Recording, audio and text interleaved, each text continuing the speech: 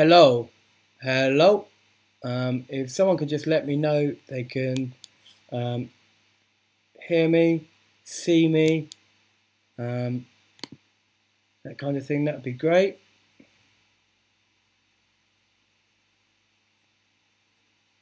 I'm just going to post in the forum as well due to the late announcement. I had some problems with my internet, so now I'm back online. Just posted in the announcements, but I think just to get people's attention, I'm going to post in the forum as well. Just go forum here.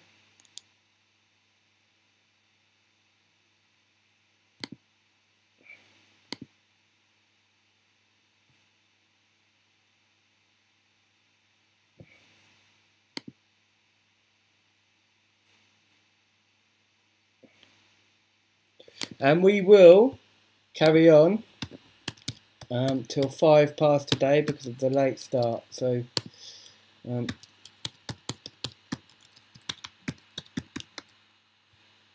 just do that. Yeah.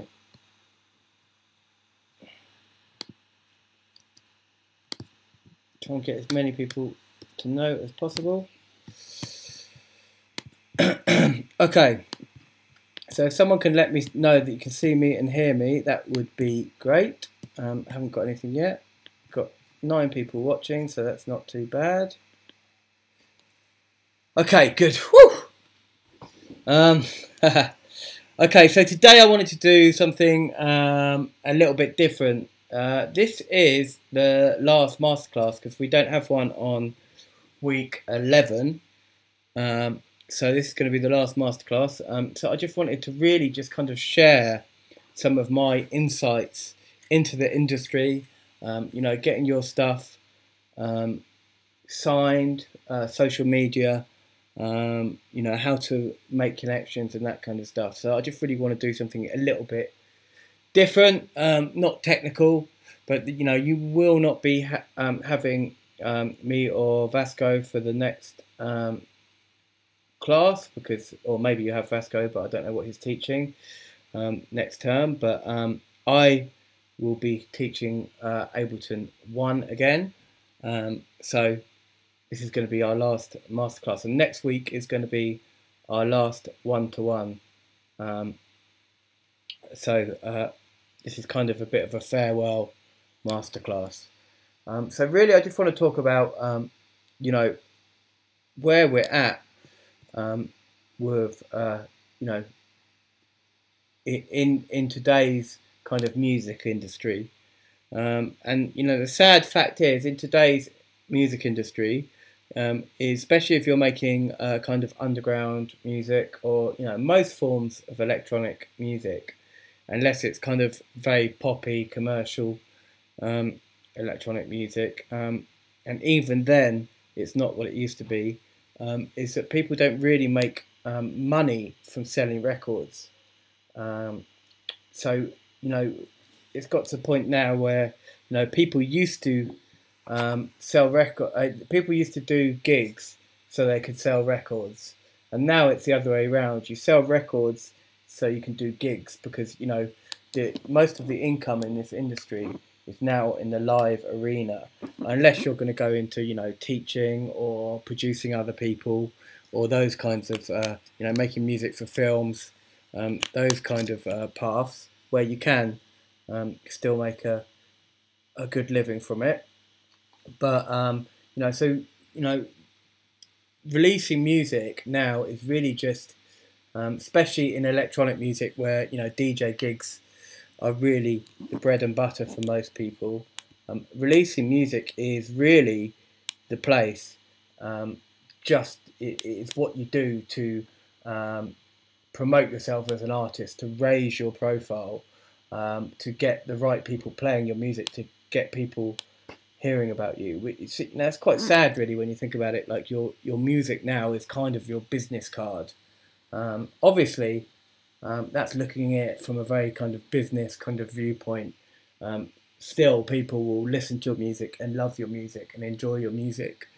But as an artist, who's trying to make a career from their music, you have to view it very much as kind of your business card, something that is going to hopefully get you gigs, is hopefully going to make you connections, is hopefully going to, raise your profile and let people know about you as an artist. So releasing music is, quite often the way to, raise your profile. And in order to do it, you have to release your music properly. By that, I mean, if you just do a digital release and you've got no PR around it, no press, none of the big DJs, or no one's playing your music, then you might as well just stick it on a USB and bury it in a garden, because it's going to get lost with the thousands of other digital releases that are out that week. No one's going to hear it. So what is kind of key to getting your music heard is to have some kind of PR around it, or be on a label that's well known, that kind of thing. And that could be, it could be when you're first starting out, it can be a bit of a catch-22 situation. You can be in a position where you need to have people hear your music, and you can, in order to do that, you need to be on a big label. But big labels won't sign anyone without a profile.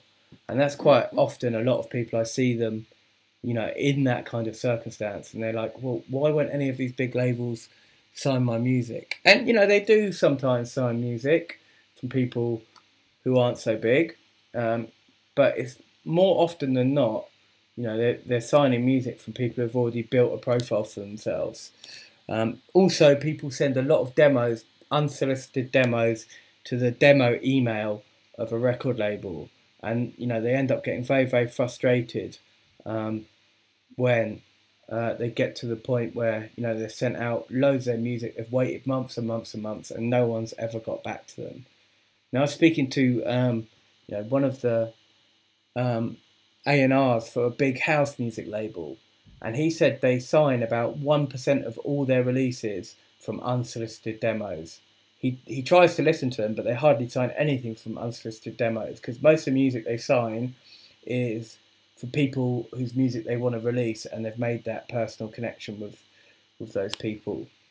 So, that's where the importance of kind of networking comes in.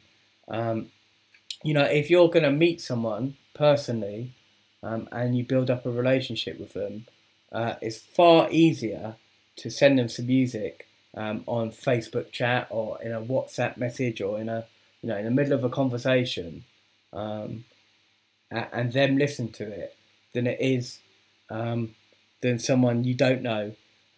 If you send someone a track who you don't know and you've never spoken to before, and you just send them a track out of the blue,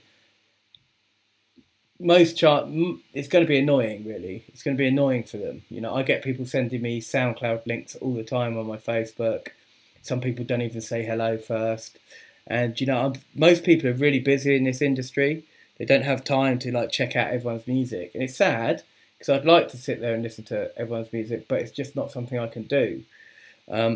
So, building up those relationships to meet these people is really important. And you can do that. People really appreciate. I know some really big house music promoters, techno promoters, even people who promote nights for bands and stuff like that. And they constantly say that the people that they want to book for their nights or release on their labels are the people that support their nights and support their labels.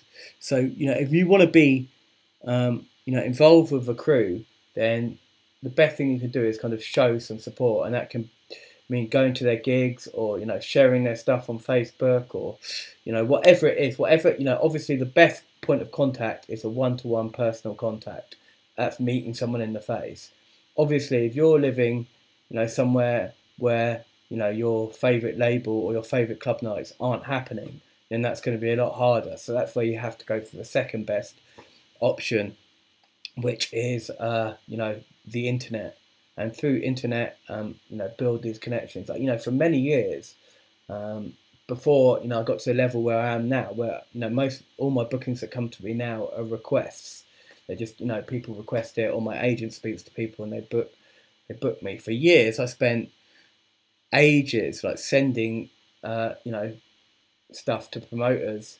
I put together a nice email. It wasn't pushy, but it's really friendly. And then I had my biog, what I'd achieved so far, blah blah blah, and just say I'd love to play at your night, and I'd send out 50 of these a week, and it actually ended up meaning that I was doing like 3 gigs a month because of that. Some people would respond. Obviously, I'll get some rude responses. Most people wouldn't look at it at all, but that was my way of doing things, and I built up. That was my first kind of call to build up relationships with people online as well. And then I'd start to hunt people down, and I'd start just, the thing is just to be friendly, not to be overbearing or anything. So if some people are going to want to chat with you on Facebook and they're going to be friendly, other people are just going to be, I don't want to talk to anyone, leave me alone. And if people are like that, you don't need them. So it's just good to make some connections with some people, there are friendly people out there in the industry, people who do have a little bit of time to chat to people, and you can build up relationships that way. So I spoke earlier a little bit about, that catch-22 situation. So one way is to obviously make the connections with people, but even when you've made the connections, people want to see a little bit of profile, something that you've built up yourself. Now, there's a couple of ways of getting your music heard and building a profile. The first way is probably to go to a small independent label who actually do PR and do press and do DJ mail-outs and that kind of thing, because most of them don't, but there are a handful, or quite a few probably. So what I'm talking about is those demo drops on label sites. I see you saying that there. That's what I'm saying. I spoke to someone at a big label, and quite a lot of labels will be the same. They sign a tiny amount of their music from those demo drops. They hardly sign anything from them. Most of the stuff they sign is stuff they've A&R'd themselves. It's stuff that they've, through personal connections. And some of these labels, they get sent hundreds of tracks a day. So you can go down that route. I'm not saying don't do it, but what I'm saying is what can happen, and I see it happen a lot, is people send demo after demo after demo after demo, and they send it for years, and none of their tracks get signed, and then they ends up being quite soul destroying, doing it that way, because labels are slow to respond anyway, even if they want to sign something. So if they don't, they often just don't respond at all. So if you send out a track to, 40 labels, and it takes you you send out 10 tracks to 40 labels each, and it takes you 2 or 3 years, and you haven't heard anything back from any of them, then most people just want to give up after that. They start all the self-doubt and stuff. So the other way to do it is to either find a small independent label who are kind of very approachable, so they don't have to be a big label, but quite often these, the smaller labels are doing things as a kind of sideline. So they're either a club night, or it's a DJ that wants to release music, or they're not running the label, or it's just a project of love. They're not running the label as a it's not time to sorry, you threw me off there. Okay, yeah, so laid back Luke, there may be exceptions to the rule, but how many demos does he receive before, how many demos does he go through compared to how many he receives? So this is what I'm trying to talk. I'm trying to talk about a more realistic way of making things happen for you. So a small independent label who does PR are really the ones who are going to be able to push your music to the next level. So I know quite a few labels who are doing it because they One, they absolutely love music and they want to get good music out there, but more often than not, it's a club night and they want to, promote their club night and release, uh, release music because they're promoting their club night, or they could be a DJ. Most big DJs have, or up and coming DJs have a record label because they want to push their music. So these people are normally a lot easier to promote, to approach. Sorry. So if you approach these people, what they're going to do is they're going to impress. They're going to. Sorry, you're throwing me off there, Waxy. Sorry. Right. So what they're going to do, they're going to take your music and they're going to pay for someone to do PR, or they're going to do it themselves, which means they're going to get you on some blogs. They're going to get you, hopefully, get some big DJs playing your music. Hopefully, get some radio play. Now that could be internet radio or FM radio, one of the two. And that kind of stuff really helps you build your profile as an artist. The other thing you can do is to start up your own label and self-release. Now this is a path that a hell of a lot of people go down, and it works really, really well. I know plenty of artists that have built their names by self-releasing their music, and now they're on all the big labels. Their music is getting signed here, there, and everywhere. It's something that I did in the beginning quite a lot. I found it far easier to self-release my music than for anyone else to release it. And what I recommend you do is you start up a record label. You can release other people's music as well, but you don't have to. And you go through all the process of starting up a record label. You get your artwork, get your logos, get everything like that together, and then you get yourself distribution. So someone's going to distribute your music, and then you think about getting someone to do your promo and your PR for you. There's quite a few of these promo companies, and they're range in price depending on the music, and you have to find one that's kind of specific to your genre. And their main job is to get your music. Yeah, exactly. Submit Hub is a good place to find those small independent labels. But what I would say is better than someone like Submit Hub is to find, to go and do it's a good place to find them, but once you've found those labels, is to actually go and research the label yourself and do a little bit of detective work. This could really help. It's a detective work. Find out the person who's running that label and either go and see them at a label night or add them on Facebook, chat with them, build up a relationship with them before you send them your music. And if they like your music, they're far more likely to hear it once you've built up a relationship with them. So it's that's kind of key. But back to what I was talking about is doing it yourself. It's a very good way of getting your profile out there. So once you've got your distribution, your artwork, and all that kind of stuff sorted, you can then think about getting someone to do your PR. And yeah, okay. So I'm going to go back to your question in a minute. So once they're doing your PR, they're gonna, what they're gonna do, depending on the kind of music, they're gonna try and speak to all the press, all the blogs, and they email your release out to them, chase them up for PR, chase them up for,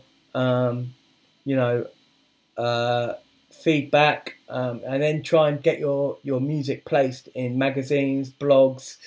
Also, some of the, sometimes they do all three things. They're PR, press, DJ mail out, and radio as well. In dance music, quite often they do quite a few, all three of those things together. In other music, you may have to have a separate radio plugger, a separate PR person.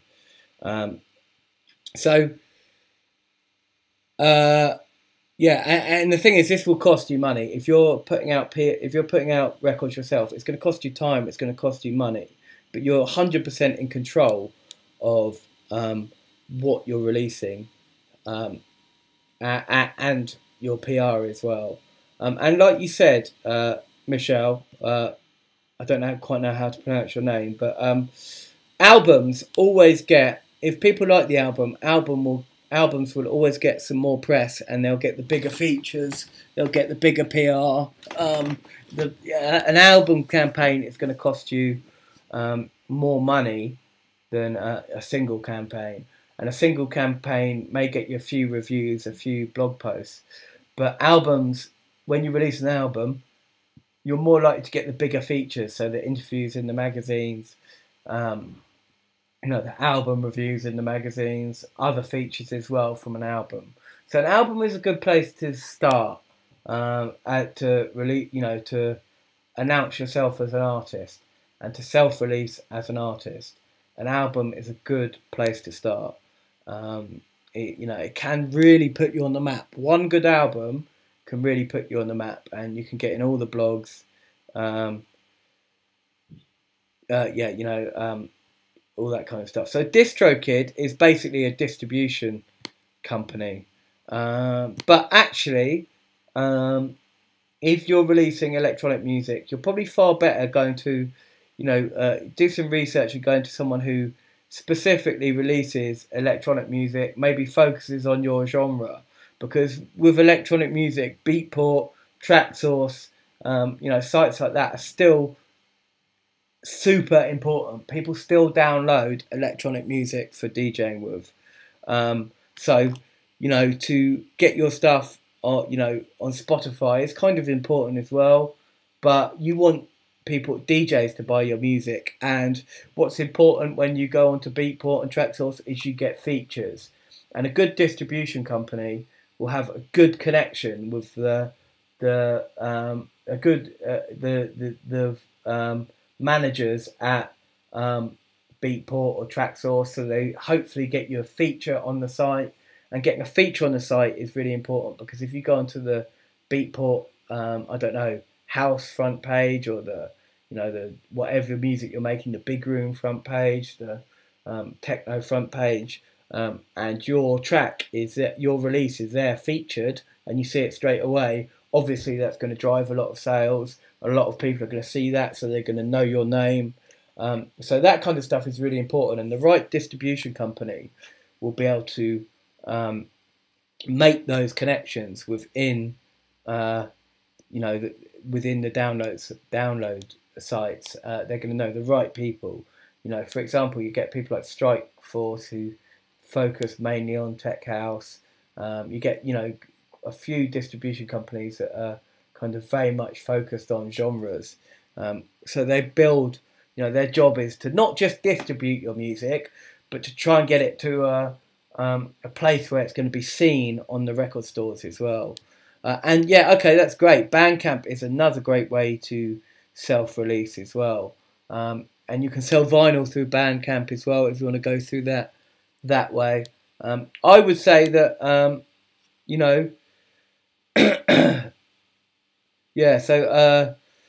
Bandcamp is good, but I would say that, a lot of labels use Bandcamp alongside their regular distribution as well.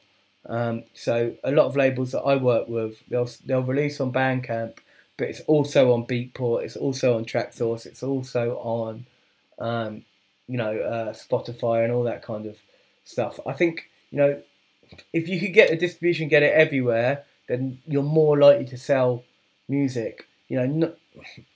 First, when people buy dance music, the first site they go to is Beatport. The second is Traxsource. I mean, that's true for house and techno. I'm not sure about other forms of dance music. When you've got something on Bandcamp, you may get a few people searching for it. But if people are most DJs are going to buy techno, are going to go to Beatport first, and they're going to go to the front page of the techno releases on Beatport. And if your release is there, shining out of Beatport, and it's featured, a lot more people are going to hear about it. It's just going to get it in the face of people. Obviously, if you're doing vinyl releases, Bandcamp is a great way of doing it. And that's probably something that I want to talk about now, is like vinyl. I'm sure everyone is aware of the resurgence of kind of vinyl. So having a vinyl only release, I think it's fair to say, only in specific genres. Vinyl may not be important in some genres, I dare say, but in some genres, vinyl is very, very important at the moment. So if you're talking about minimal, deep tech minimal, kind of some techno stuff, some deep house stuff, maybe something like tech house, it's not so important. Or trance, maybe it's not so important. But in some genres, vinyl is super important, and people can build. Let's talk about that PRS and the MCPS afterwards. Actually, let's have a chat about that. Releasing your stuff on vinyl can make a big impact. And what a lot of people do, they're very clever. They'll only press up 200 copies, and they'll never press any more, and they automatically make it very rare. So if one of your bits of vinyl becomes rare and people want it and they can't get it, that's a very good way of making yourself as an artist. Vinyl distribution, that once again, it can be expensive. You can get a P&D deal if the vinyl distribution company believes in your music enough, which means that they're gonna press it and distribute it for you, which means you don't have to pay anything up front. Quite often you'll get a 50-50 split, so you only have to pay for half the pressing, and they'll distribute it for you. But they can be quite picky about what they're going to release. There's certain music that does very well on vinyl, and there's certain music that works very well on vinyl. And if the distribution company don't think it's going to work on vinyl, they just won't release it on vinyl. It's that simple. They won't do it. Which means you could self-press your own vinyl and try and sell as many copies as possible. Even if you do that, it's still, even if you don't sell a massive amount of copies, a vinyl release with the right press and the right PR can really put you on the map as well. It's like I was saying at the beginning, this is, the way of trying to make a big impact with your music, because, it's quite a lot of smoke and mirrors, because, you may have an amazing press campaign. You may have some of the biggest DJs biggest DJs playing your radio. Sorry, I'm getting all mixed up here. Biggest DJs playing your records. You may have your records played on big radio stations. You may have a review in all the great magazines. That doesn't necessarily mean you sold thousands of records. In fact, if it's underground music, it probably doesn't mean you sold thousands of records. You probably sold a couple of hundred records. Maybe a few hundred.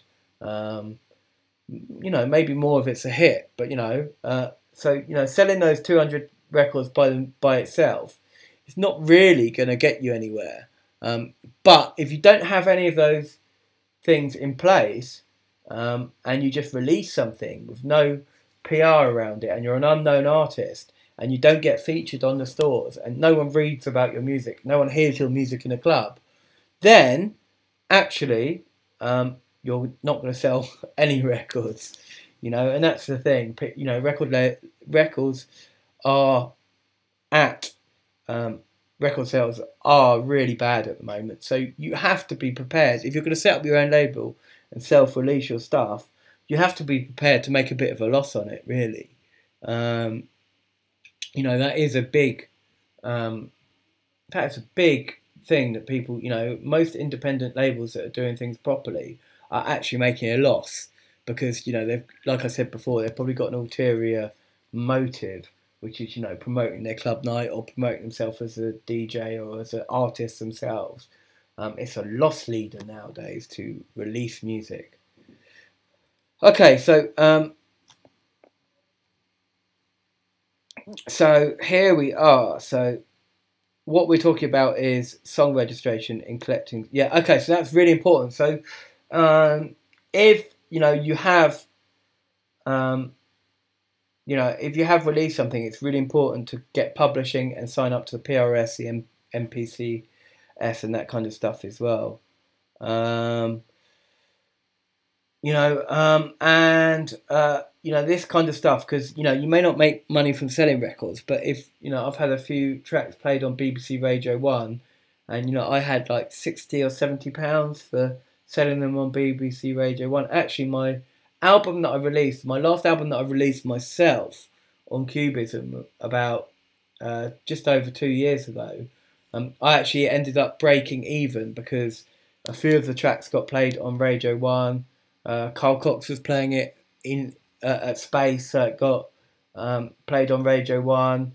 It got played all around the world on his radio show at the time, FM radio at the time. So although I spent like £1,000 on promotion, I actually made that money back, and that I made a bit of it back through sales, maybe a third of it back through sales, but the rest was made back through radio play.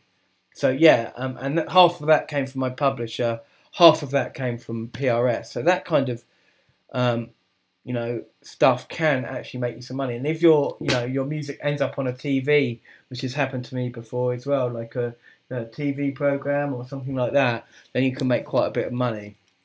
So you can make money from your syncing and that kind of stuff as well. So right, I'm going to open up for questions now.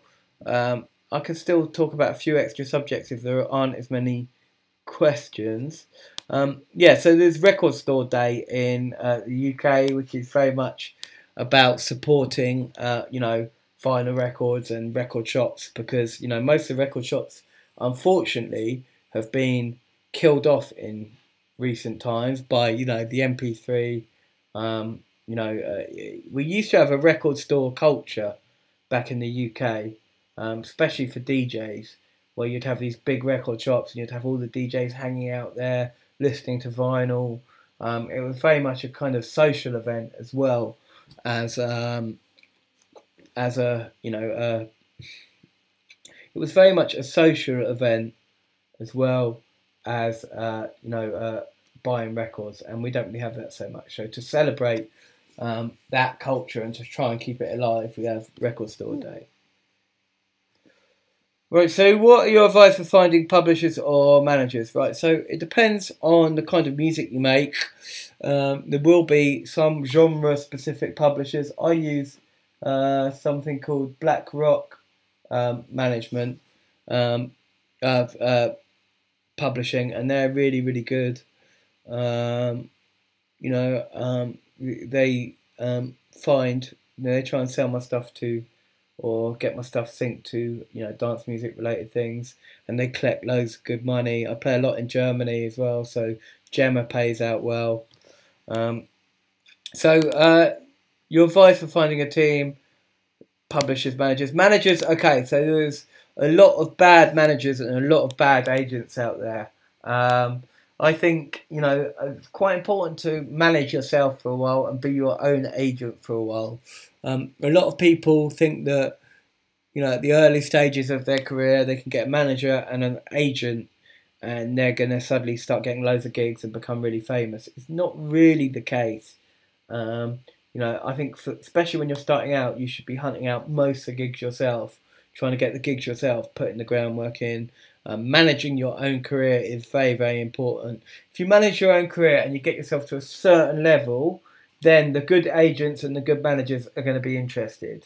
There's a lot of low-level kind of people who want to be managers and agents. Maybe your best friend wants to be your manager. Just because they're your best friend doesn't mean they're a good manager. So I think, I'm very much, until you get yourself to a certain level, I think the importance of managing and being your own agent is very, very important.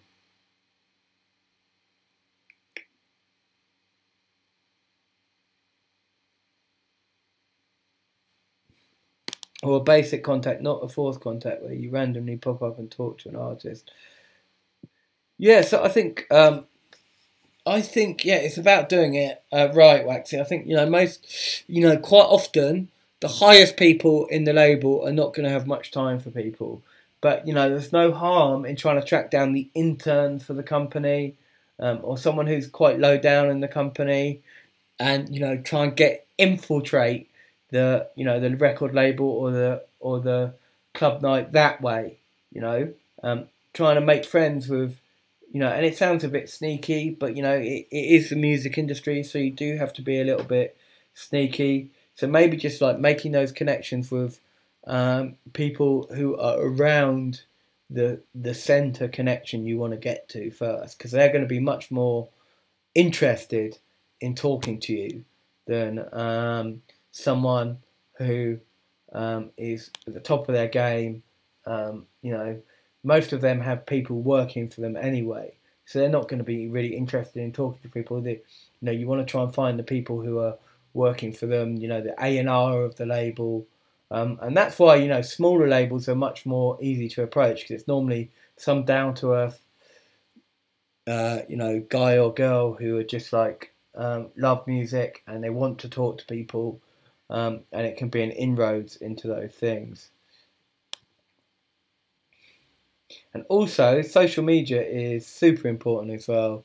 I would say that in the last 5 years, social media, press, 5, 7, maybe 8 years ago, if you got in yourself a feature in a magazine, you would, you would be very famous all of a sudden. Now, if you get a feature in a magazine and it's not,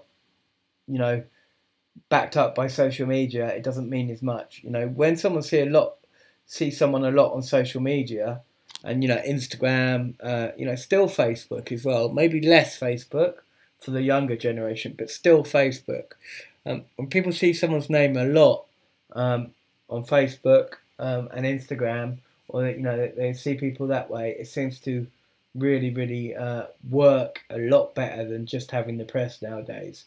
So setting up your social media is super important. Portraying the right image on your social media is super important. I see people who, they treat their artist page like their own personal profile on Facebook. Okay, so if you've got strong political opinions, when you're a big artist, maybe you can, voice them. But when you are, a small artist, up and coming artist, if you're putting loads of angry political posts on your artist page, then that's not a good thing. Maybe you can get away with it on your own Facebook page because your friends probably won't be too bothered. But if that's your main contact to the world as an artist, or you're putting up pictures of what you have for lunch every day, or you're putting pictures of random music unrelated to music stuff, then you're not going to be making the right impression. So yes, put interesting stuff. People do want to know a little bit about your life, but try and think about what you're posting to social media. Right, so when what I've always said is you need to really let the world kind of decide on this. It's very important that you let the world decide. You may think you've got the best track in the world. If no one else, if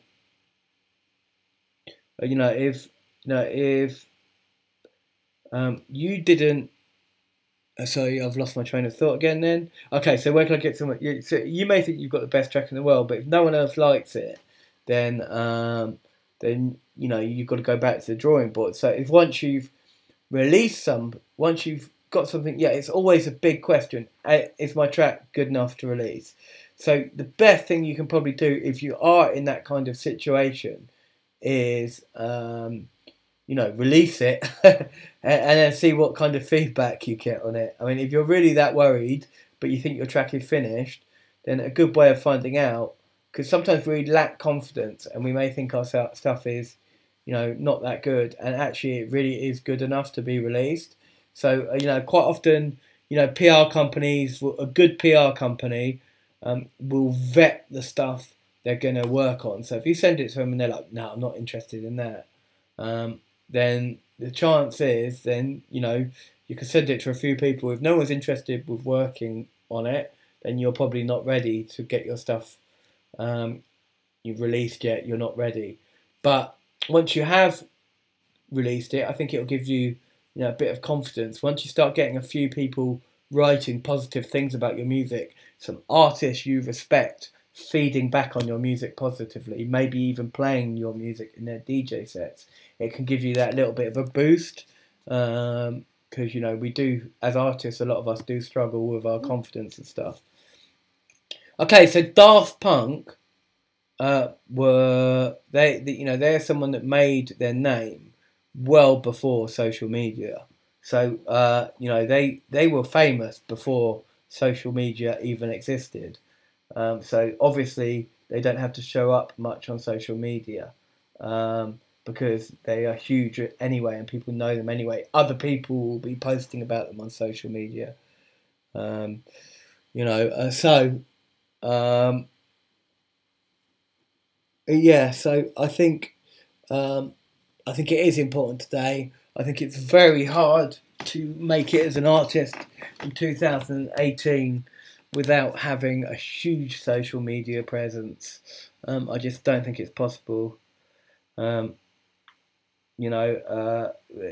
you've already got a history, then it's a different story. But most people, 90% of artists, or probably 99% of artists who were famous before social media, are now rocking social media and have huge followings on their Facebook pages and on their Instagram accounts and that kind of stuff. So it is super important. But we don't have that luxury anymore. Things have changed massively. I remember 10 years ago, if you wanted to make it as a producer, if you wanted to make it as a DJ, you just had to release records on good labels. Now, if you want to make it as a DJ, you have to have your social media, loads of engagement on your social media. You have to be, releasing stuff on good record labels as well. But the social media is probably more important now. There's some DJs out there that have one clip of them, smashing a crowd, and their fees have doubled overnight.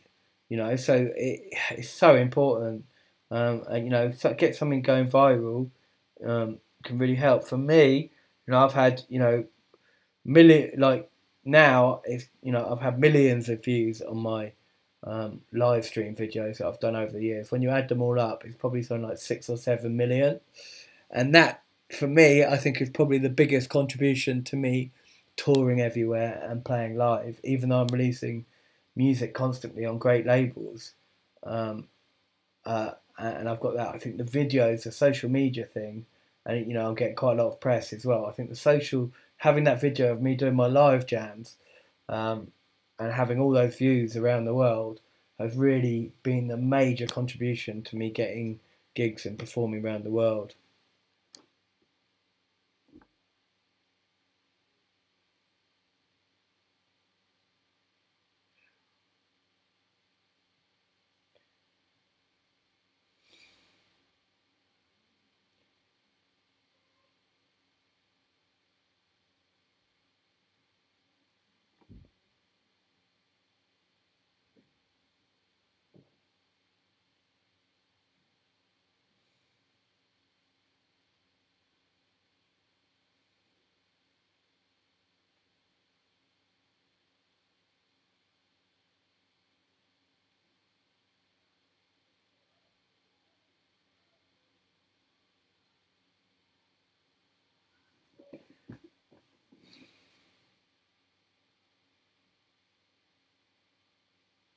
Right, so I think it depends on the music, and okay, if you have a hit, then yes. If you're making records that get to number one in the sales charts, obviously you can make a living from doing that.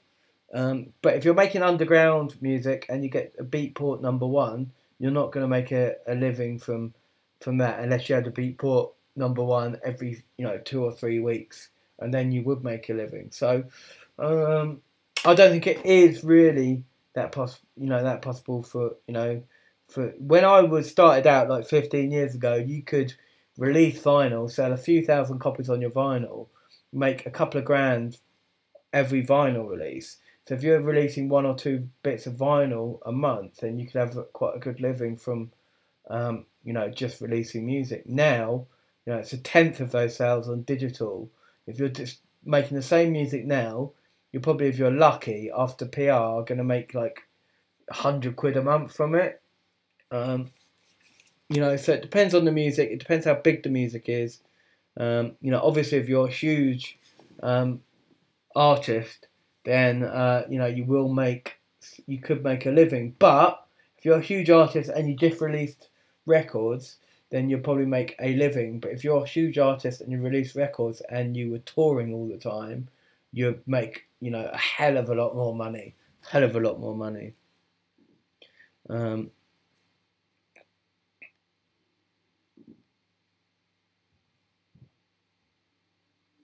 Yeah, okay, so quite often people do have partners.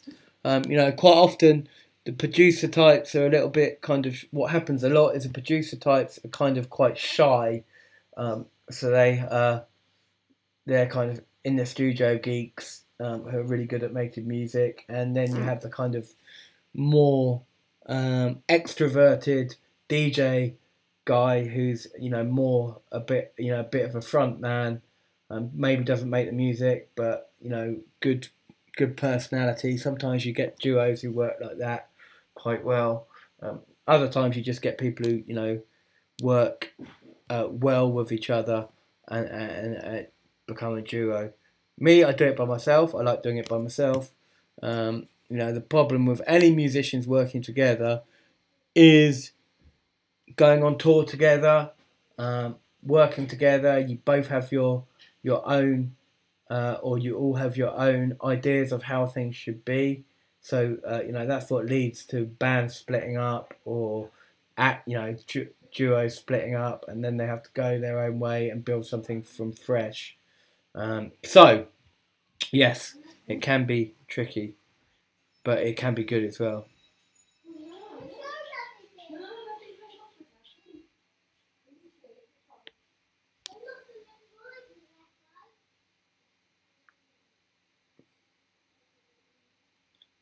Yeah, so yeah, if you feel that you're the kind of guy that doesn't wanna um, go out and tour, then you've got a couple of options. Yeah, you can always have a side, the other side of the act who goes out and does most of the gigs. You can turn up for some of them. You don't have to go on all of them, or you can be, you know, uh, you can produce music for other people as well. That's a lot of good producers. That's their bread and butter. They're not ghost producers. You could be a ghost producer as well, but you could get people who come to your studio and they spend a day in your studio, and you can make some tracks with them, and that can make some quite good money as well. So that's a good thing that you can do as well.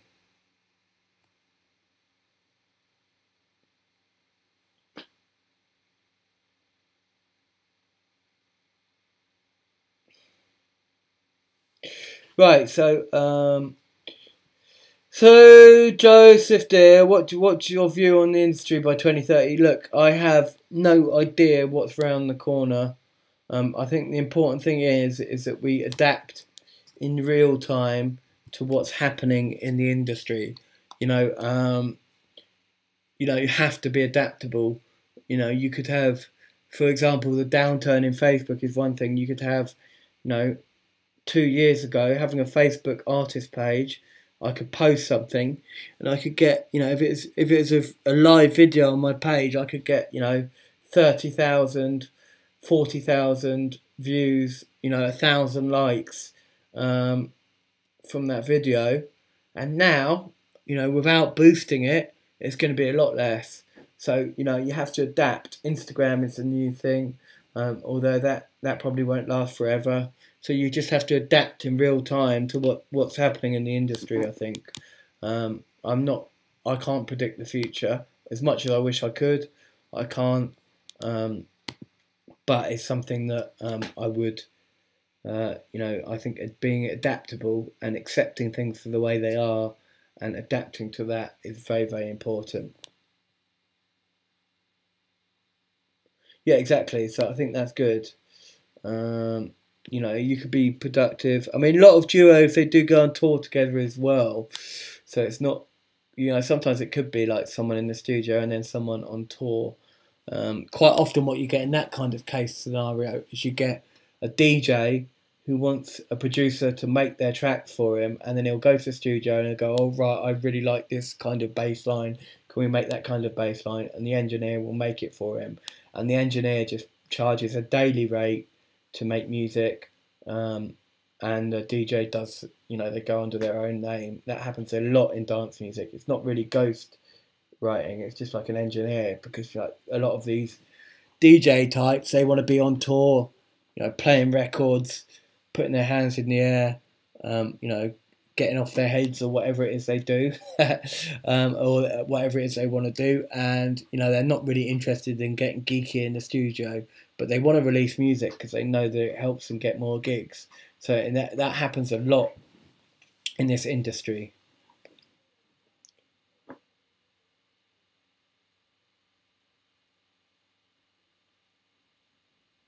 I was going to do everything you taught while doing a resident DJ work and travel on the West Coast to perform.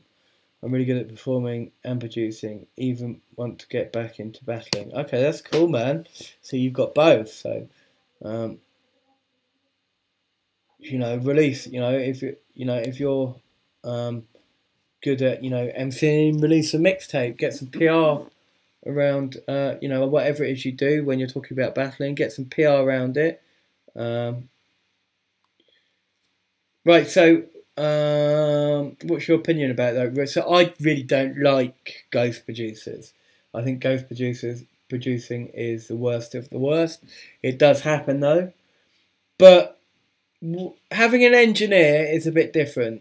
I think if someone's going to go into right, so if someone's got vision and maybe they've made up a rough looping Ableton and they've made up, maybe a bass line, a rough bass line, and they go into the studio and they take that into studio and someone who's really technical helps them finish it off as a track with their direction. Okay, it's not what I do, it's not something that I believe in 100%, but it does work a lot like that in dance music because a lot of these, even the big name DJs, they're not producers.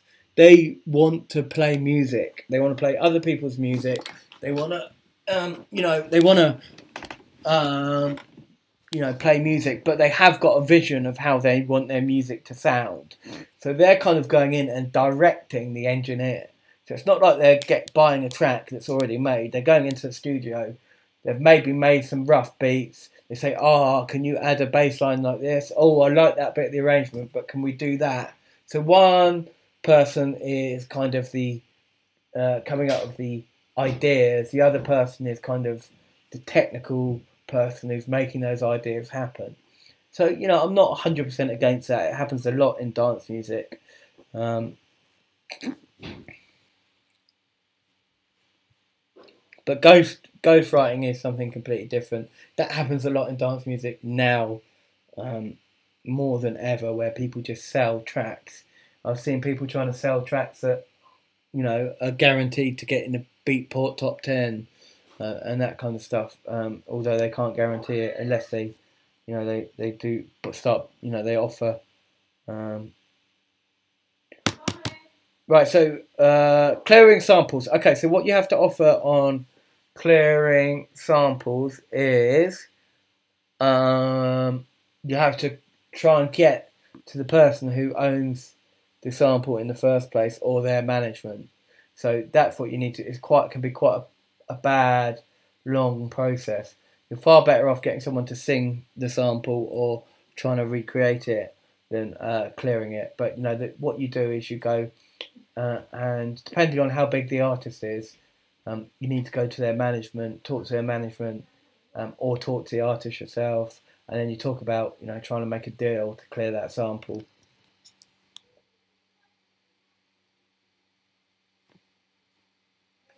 Right, so what I do is when I mark the projects, I give you a little bit of feedback, and then on our week 11 one-to-ones, I'll be able to give you a lot more feedback, and we can talk about it a lot more. But you'll get written feedback as well on all your projects as well.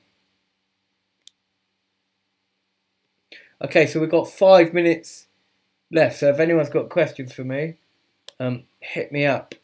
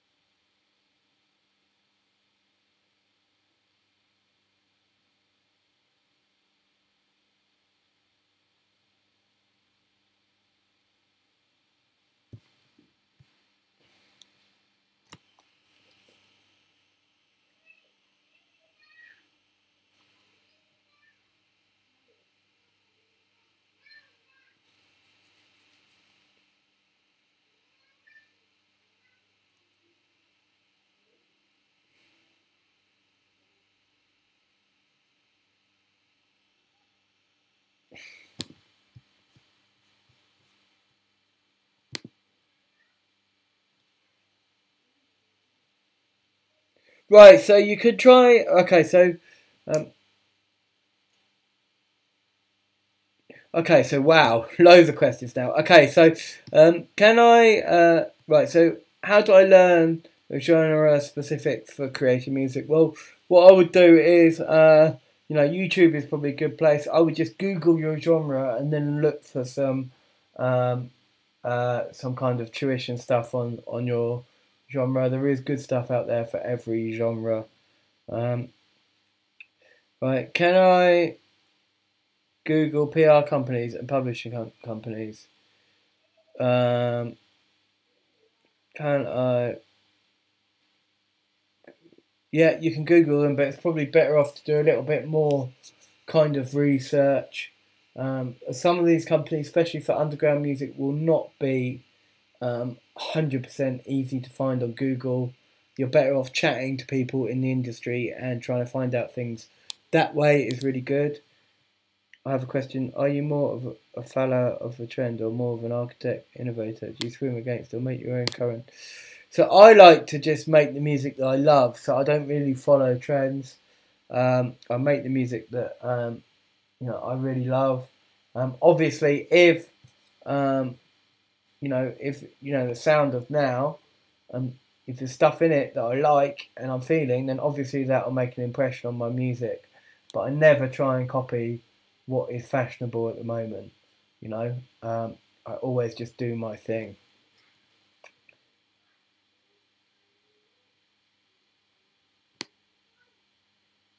Yeah, so like I said, you're better off just trying to find some good tuition stuff on YouTube or on there's loads of stuff written on good blogs like Attack Magazine and stuff like that. So it really depends on the kind of music you're doing.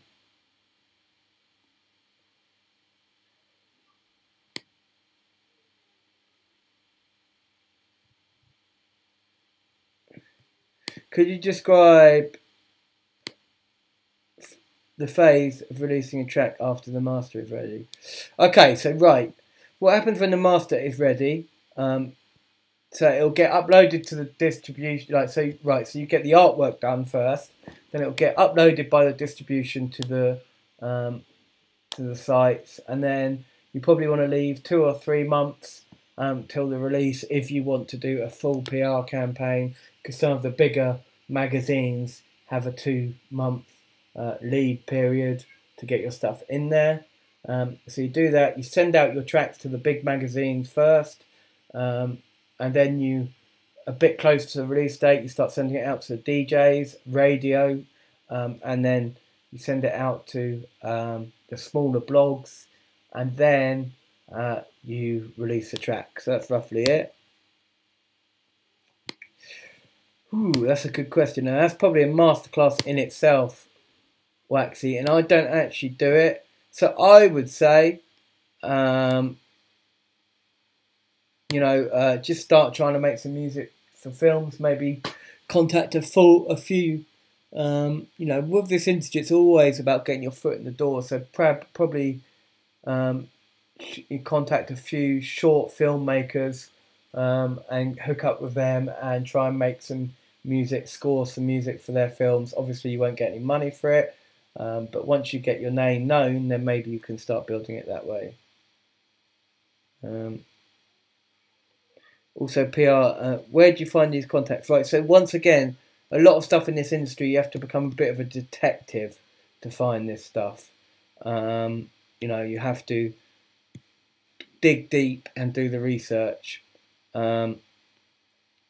It's not something that comes easy, and so once again, it goes back to making those connections and networking. Once you've got those connections and you're networking, who's a good PR company? Who's a good, who do you use for your PR? Who do you use for who do you use to do your distribution? So the best thing is to ask people in the industry, I suppose. Okay, guys. Well, that brings us to the end of the masterclass. Hopefully that stuff is all kind of useful for you going forward. And it's been it's been a pleasure. I like to share a little bit of my own knowledge, and other people may do things differently from the way that I do them. But I'm just sharing what's kind of worked for me. So peace out, people, and stuff I've observed as well working for other people. So take it easy and peace out, and I'll see you soon, guys. Laters, bye.